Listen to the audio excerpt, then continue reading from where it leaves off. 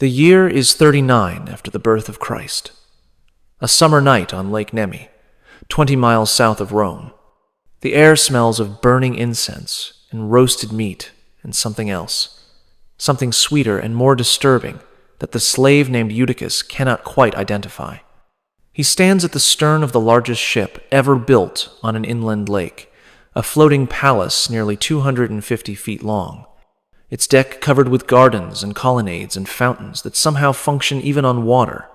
Eutychus is 19 years old. He was purchased 6 months ago from a trader who specialized in beautiful youths from the eastern provinces. His duties have been explained to him in terms he did not fully understand at first, but understands now with terrible clarity. Tonight he will serve wine at the emperor's private gathering. He will keep his eyes down.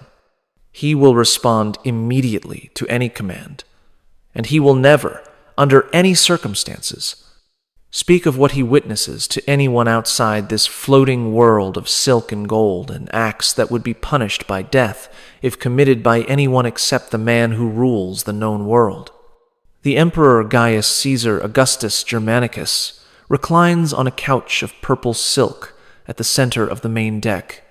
The Romans call him Caligula, Little Boot, a childhood nickname from his years in military camps that he now despises but cannot escape. He is 27 years old. He has ruled Rome for 2 years. And in those 2 years, he has transformed the most powerful empire on earth into his personal theater of appetites that recognize no boundaries whatsoever. Eutychus watches from his position near the wine vessels as figures move through torchlight toward the emperor's couch. He recognizes some of them. Senators whose names are spoken with respect in the forum. Women whose families have held power for generations. Priests of temples that are supposed to represent divine virtue. All of them moving toward the emperor with expressions that mix terror and anticipation in equal measure, because refusing an invitation to Caligula's pleasure barge is not survival, but merely delayed execution. What happens next on this floating palace, what Eutychus will witness over the next 7 hours until dawn finally ends the gathering, will be recorded in fragments by historians who lived through this reign. Suetonius will write of it decades later, choosing his words carefully because some acts strain the capacity of language to convey. Cassius Dio will reference events on the lake without describing them fully, noting only that they exceeded even what Rome had learned to expect from its most depraved emperor. Philo of Alexandria, a Jewish philosopher who visited Rome during Caligula's reign, will describe the emperor as a man who had discovered that absolute power meant absolute freedom to transform every appetite into action. The torches on the pleasure barge flicker as the evening begins. Eutychus grips his wine vessel and prepares to serve. He does not yet know that by morning 3 guests will be dead, 2 by the emperor's direct command, and 1 by their own hand rather than continue participating. He does not know that what he witnesses tonight will haunt him for the remaining 40 years of his life, surfacing in nightmares that will make him cry out in languages he no longer consciously remembers. He does not know that his survival depends entirely on remaining invisible, useful, and silent.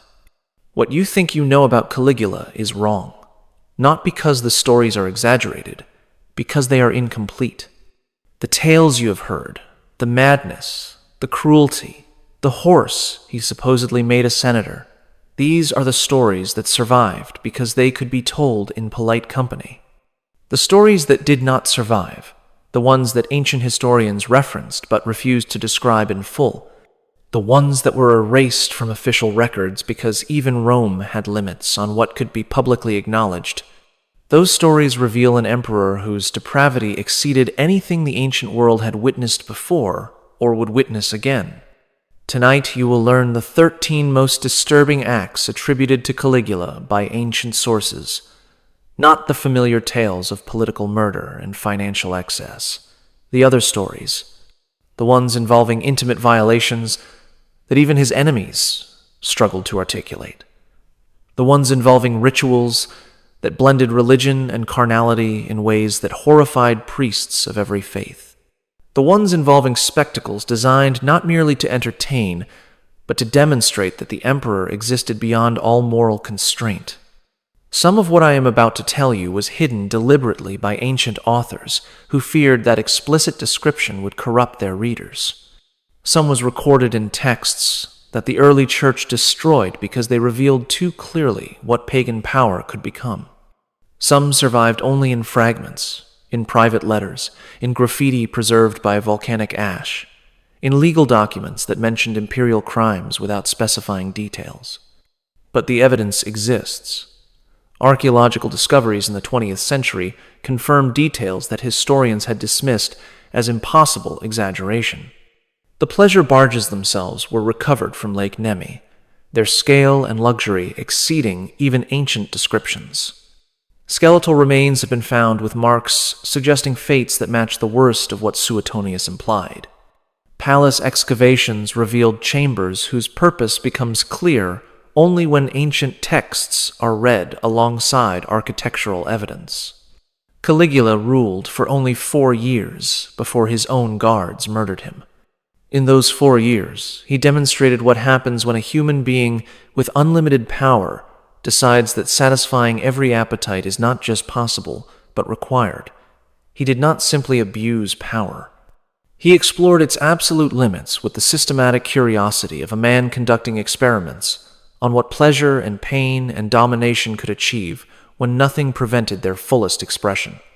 Before we descend into this darkness together, if you value content that reveals the hidden truths of history, subscribe and hit the notification bell. Comment below, telling me where in the world you are listening from.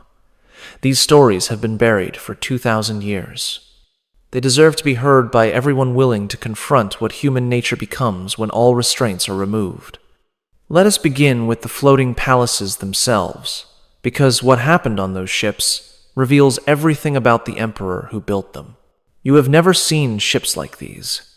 No one alive today has seen ships like these, because they were deliberately sunk after Caligula's death, hidden beneath 40 feet of water for 19 centuries, until Mussolini drained the lake to recover them in the 1930s. The larger vessel measured 240 feet long and 79 feet wide. That is larger than many modern cruise ships. It featured heated floors using the same hypocaust system that warmed Roman baths. It had running water supplied through lead pipes, connected to a pumping system, whose engineering still impresses modern naval architects. The deck was covered with marble and gold and mosaic tiles depicting scenes that archaeologists initially refused to publish because of their explicit content. This was not a ship designed for sailing. The lake was only 3 miles across. This was a ship designed for hosting gatherings, where what happened needed to remain invisible from shore.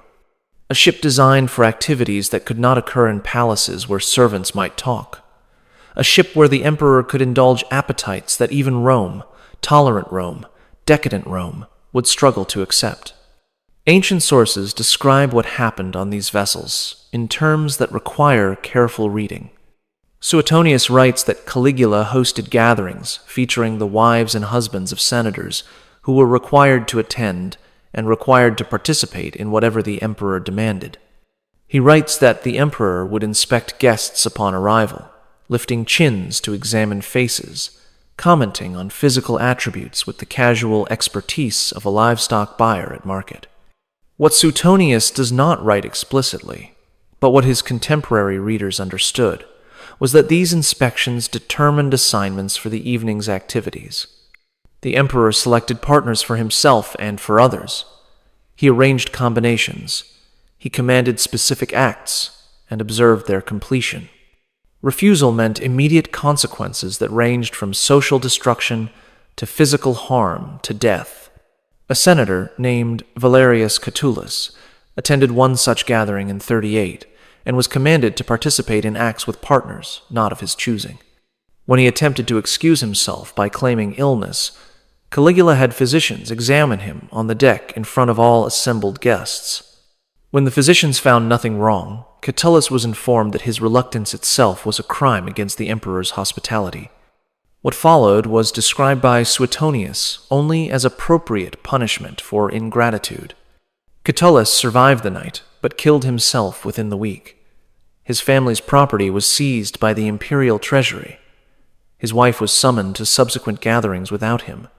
The ships featured private chambers below deck, whose dimensions suggest specific purposes.